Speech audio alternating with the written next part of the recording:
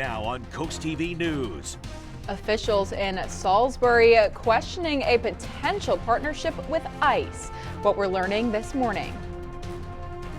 The first Police Accountability Committee meeting taking place today at a local town. What's on the table to be discussed? This is CoastTV News Midday. Good morning and thank you for joining us. Today is Thursday, September 25th. I'm Grace Eckerly and welcome to CoastTV News.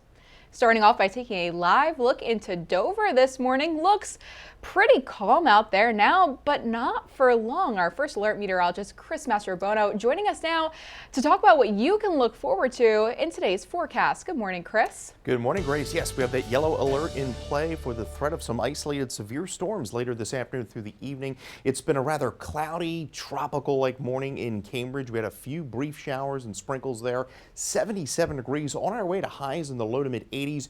Could see an isolated storm develop after about 2-3 o'clock this afternoon across the mid-shore, and you could see a few spotty showers weakening at this hour, but they're beginning to lift to the northeast, and you can see some cloudier skies from the northern portions of the mid-shore Kent County, but then we're seeing a bit more sunshine along the coast. But here's our front extending from Pennsylvania down through West Virginia, and that's going to be pushing eastward throughout the day today. We're at 82 in Lewis, 81 Dagsboro, 82 in Salisbury. Quite tropical out there with dew points in the lower 70s, so we're watching for that threat of isolated severe storms late this afternoon through the evening. Damaging winds, even a brief isolated tornado can't be ruled out. We are trending cloudy and damp for the weekend with some scattered showers late Saturday through Sunday, and we are keeping a close eye on the tropics. We have a new tropical storm, Umberto, and we could have another one there in the Atlantic, Imelda, in the coming days. Isolated storms late this afternoon through the evening through Lewis, Rehoboth Beach, down to Ocean City with highs along the coast. Upper 70s to low 80s. We'll talk more about the storms later on today and have a look at the tropics coming up later on in that forecast. Grace. Looking forward to it, Chris. Officials in Salisbury questioning a potential partnership with ICE. Monday night, some council members voiced concerns regarding any city involvement with a proposed 28-7G agreement. Wacomico County officials are leading the charge for this, and any deal would ultimately be between the county and ICE. But earlier this month, the city announced its intent to cooperate. Councilmember Michelle Gregory says she doesn't think this would be in the city's best interest. I think number one, you'll see an increase in unreported crime. I think that it will make many of those in that community fearful of reporting things that they see or experience. So it would actually probably make our community statistically. Mayor Randy Taylor, who's been pushing for city involvement, says he believes it would make the city safer. This morning in Milton, the town's very first Police Accountability Committee meeting taking place later today. A law was passed in the last session of the General Assembly that all police departments in the state must have an accountability committee. Milton announced their formation of the committee last year, but the town hall confirmed to us that tonight is the actual first meeting. Committee members expected to review their training to help advise the police department. A serious crash in Georgetown Wednesday morning, and I want you to take a look at the images of the crash. These are from the Georgetown Fire Company. Delaware State Police told us this was a 5-car chain reaction crash. Terrifying images to look at. But get this, Delaware State Police are saying that of those 5 drivers, there were no life-threatening injuries reported. And we'll show you now the intersection where police say it happened. Just after 10 a.m., police saying a Nissan was going south on DuPont Boulevard, didn't stop, and crashed into the back of a Honda that was stopped at that red light. The Honda then pushed into the next lane and slid under a big truck you saw on your screen earlier. That Nissan kept going and hit 2 more cars. For more information on that crash, you can head to coasttvnews.com or our app. crews are busy in Rehoboth Beach today working on improvement for walkability in the city. It's according to their Facebook page. A new sidewalk is going in at Christian Street and Bayard Avenue, while city employee Rick DeGrassi is out making routine repairs to the boardwalk. The city reminds drivers that all no parking signs on Christian Street must be followed to prevent risk of being ticketed or towed. In Milton, the public library connecting with veterans for important resources. According to the Milton Chamber of Commerce, the Veterans Information event takes place this afternoon at 3 at that library. Presenters with Delaware's Veterans Affairs will explain healthcare enrollment along with eligibility, benefit administration, and disability claims and that filing. Organizers say veterans are encouraged to bring any paperwork that they may need. And coming up on CoastTV News Midday, serving more than just sandwiches. A century of stories lives on inside Wilson's General Store. It's this week's Coastal Connections as CoastTV News returns.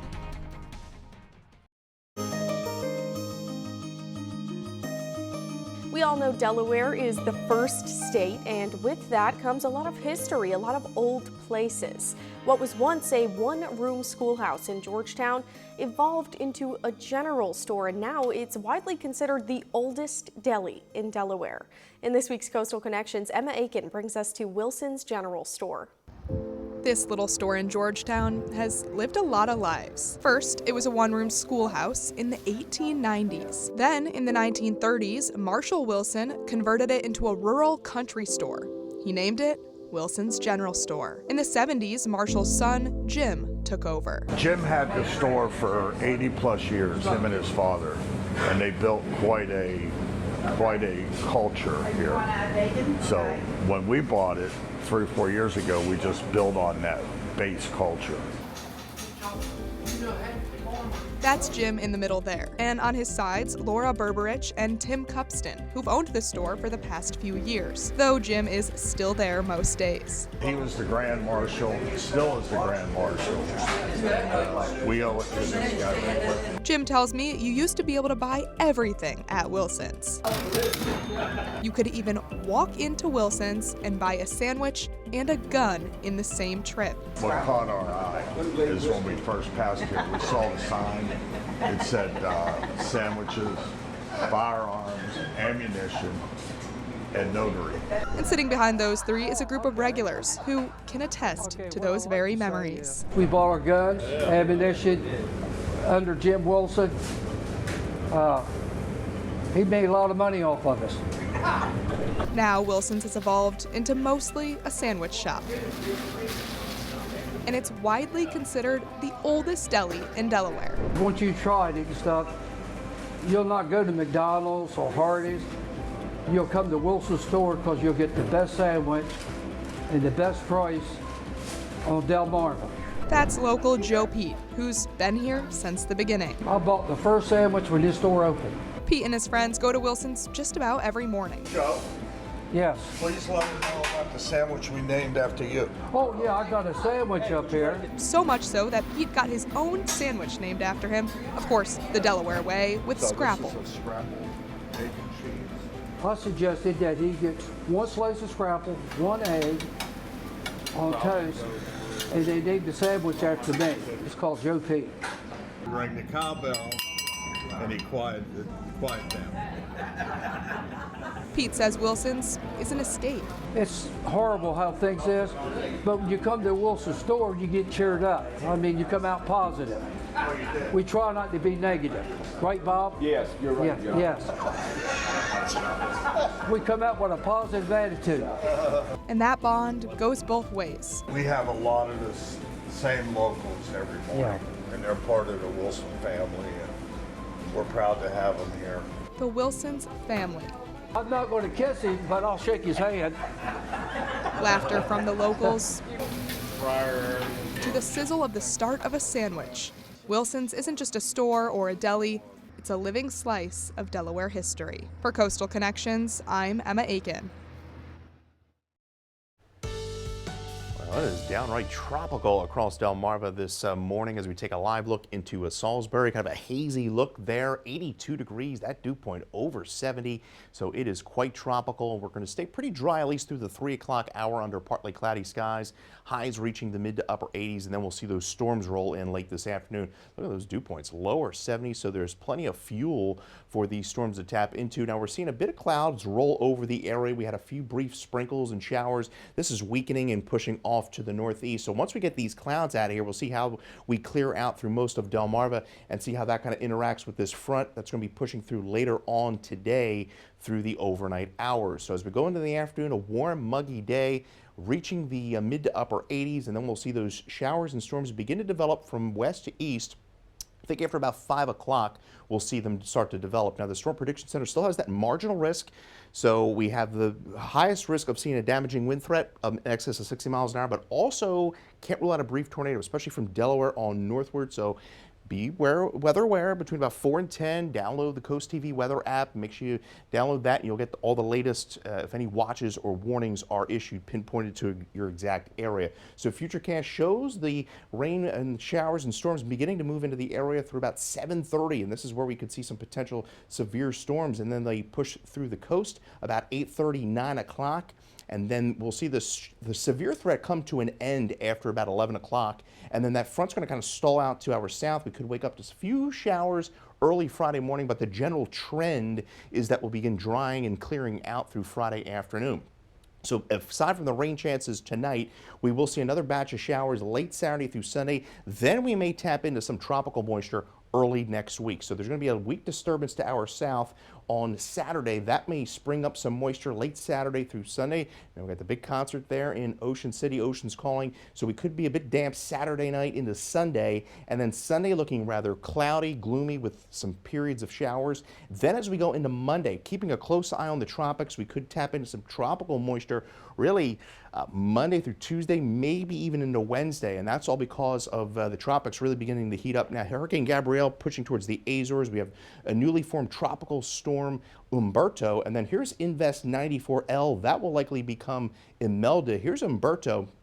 Winds sustained of 50 miles an hour. This is likely going to become a major hurricane late into the weekend, early next week. Eventually, this is going to curve out to sea, but still some uncertainties how both of these storms are going to interact. Here is where a potential Imelda will be developing. We have a 70% chance of development over the next 2 days. That system will need to be watched. Could go into the Carolinas, and again, we may tap into some of that moisture early next week. So the weekend, not a complete washout. We're at 78 on Saturday.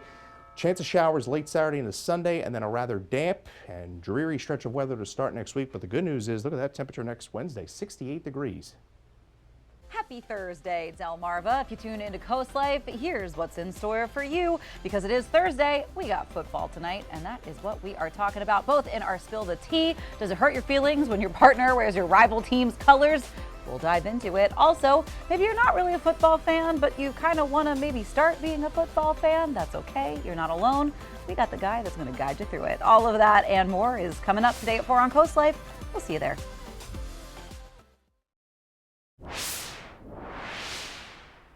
New this morning, you may want to grab those pumpkin spice lattes while you still can. Starbucks CEO Brian Niccol said the company will shut down hundreds of stores just this month. Also announced today was a second round of layoffs at Starbucks headquarters. The company says in an effort to revive what they call struggling business, Starbucks expects those reconstruction efforts that will cost $1 billion. Coming up, how more Americans are surviving cancer than ever before. Stay tuned after the break.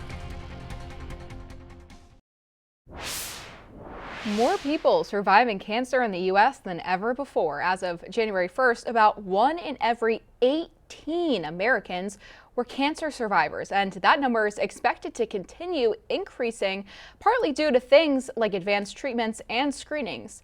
But a study released today finds your likelihood of surviving cancer may have something to do with where you live. In today's Health Minute, Mandy Gaither has more on the so-called ZNA and how researchers say it affects cancer survival. First, some good news. The overall cancer death rate in the U.S. dropped 34% between 1991 and 2022, averting about 4.5 million deaths. But the bad news, not everyone is seeing this shift in their battle against cancer. Where people live can determine whether they live from cancer, and not by a small amount. In a new study from the American Cancer Society, researchers say the overall 5-year cancer survival rates for each stage of cancer were lower in rural areas for both Black and white U.S. residents, which means your odds of surviving cancer aren't only based on biology, says Dr. Arif Kamal. This study is now speaking to the importance of someone's ZNA, their zip code, right? As we might think about someone's DNA, this idea that where you live and its location and distance from highly specialized care, including clinical trials, can determine whether you live from cancer. Kamal says the first step in closing the gap is to be aware that there is one, and that rural residents may not have access to specialized services like radiation or to surgeons experienced in treating their specific disease. So that means that people are, instead of having to go to cancer care, that cancer care is coming to them. And this looks like a lot of different forms. Smaller cancer centers throughout the country, even home-based cancer care delivery show a lot of promise in how we can close this gap. For Health Minute, I'm Mandy Gaither.